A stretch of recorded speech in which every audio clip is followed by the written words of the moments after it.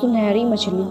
एक बार की बात है, एक गांव में एक गरीब मछुआरा और उसकी पत्नी रहते थे, जिनकी जिंदगी गरीबी और कठिनाइयों से गुजर रही थी।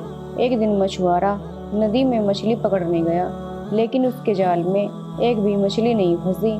बहुत कोशिश करने के बाद उसके जाल में एक सुनहरी मछली फंसी। वो मछली किसी आम मछली जैसी नहीं थी, वो एक अलग ही मछली थी। वो एक सुनहरी मछली थी और वो मछली बोल भी सकती थी। मछली ने मछुआरे से कहा, मुझे छोड़ दो, मैं तुम्हारी हर इच्छा पूरी करूंगी। मछुआरे ने मछली को छोड़ दिया और घर वापस आ गया। उसने अपनी पत्नी को सारी बात बताई। उसकी पत्नी बहुत खुश हुई और बोली, चलो मछली से जाकर कहो कि हमें एक बड़ा सा घर दे दे। मछुआरा फिर नदी के किनारे गया और मछली को बुलाया।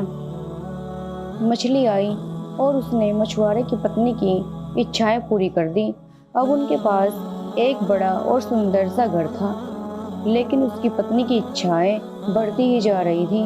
वो मछुआरे से रोज नई नई मांगे पूरी कराने लगी।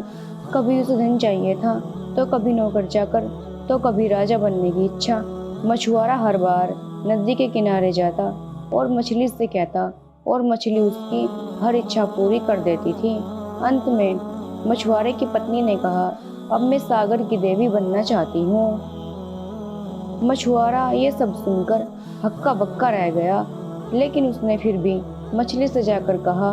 मछली ने दुखी होकर कहा, तुम्हारी इच्छाएं खत्म नहीं होती, तुम्हारी इच्छाएं बढ़ती जा रही है। जाओ, वापस जाओ और देखो कि तुम्हारे पास फिर से वही पुराना सा घर है।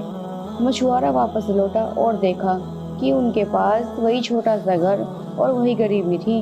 मछुआरे को ये सबक मिला कि लालच बुरी बला है और हमें संतोष के साथ रहना चाहिए।